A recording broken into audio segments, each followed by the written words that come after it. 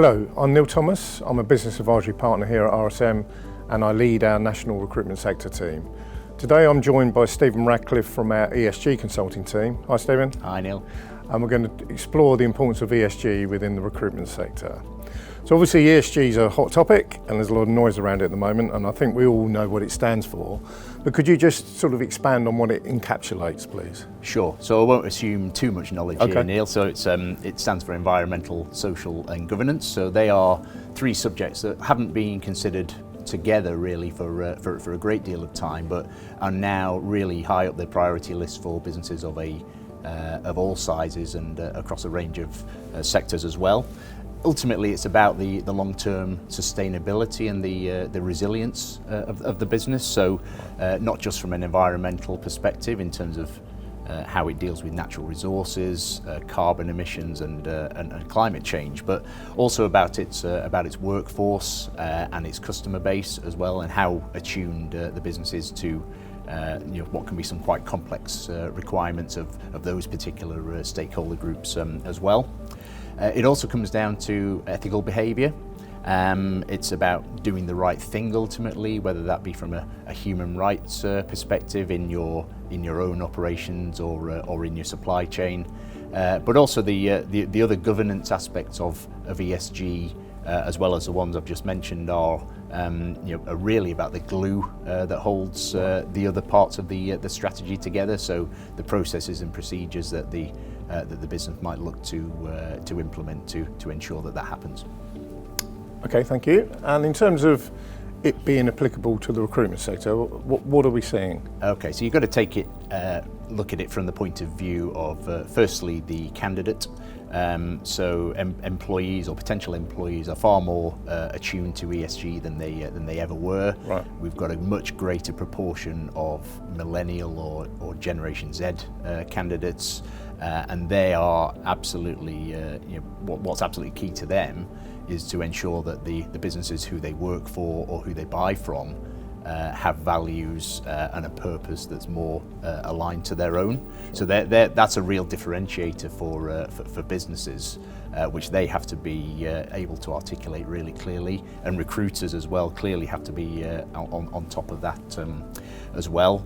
That purpose that I talk about is part of what I call a golden thread, really, from running through from the purpose through its stated strategy and all the way down to the day-to-day operation. So it's not just about paying lip service to it, but also living and breathing that purpose and those values on a day-to-day basis. Okay.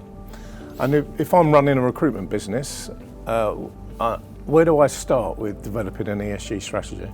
Great question. It's one that we get asked very frequently indeed, and I think that's a function of ESG having a really broad subject matter as well. A great starting place would be to look at your current baseline. So what are you doing now from an ESG perspective? What sorts of metrics are you measuring? But also where do you want to go in the future? What sorts of frameworks do you want to be aligning to? And what that will help you to establish is where the gaps are between where you are now and where you want to be in the future. And that's certainly an area that we can help with in terms of that gap analysis and benchmarking perhaps with other firms, whether that be in your sector or in terms of best practice as well. Okay. Other areas that we would certainly recommend would be establishing a tone from the top. So making sure that any strategy you're looking to implement has got board oversight. So whether it's someone on the board who is ultimately tasked with leading it or not, you've got to have that connection there and that level of oversight, just to ensure it's taken seriously. It isn't just viewed as a side project, and that really helps to embed it fully within the strategy of the organisation as a whole. I would also say collaboration is key as well. So if you were to establish an ESG working group within the organisation, make sure that's populated with people from all different departments of the organisation as well, and what that helps is to ensure you've got diversity of thought within that working group, and that you're pulling together and considering all of the risks that really broad basket of risks from across the organisation, and and that helps with the resilience of the strategy as well. Okay. And how can we help? How can we support a client who wants to develop that strategy? Sure. So our ESG advisory team would be delighted to speak to any business who's looking to either establish or develop their ESG strategy.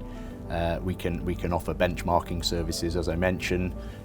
So that's looking to really establish where those gaps are between what you're doing now, what you want to do in the future. Horizon scanning as well, so it's a real wild west of potential regulation out there. It's changing all of the time, and helping to keep on top of that and seeing what's out there in the landscape is an area that we can help with, whether that's from a regulatory or an investor requirement point of view, because access to finance again is going to be of vital importance, and and ESG is becoming increasingly important as a part of that too. Okay. All right, thank you, Stephen. And for more information, please visit our website.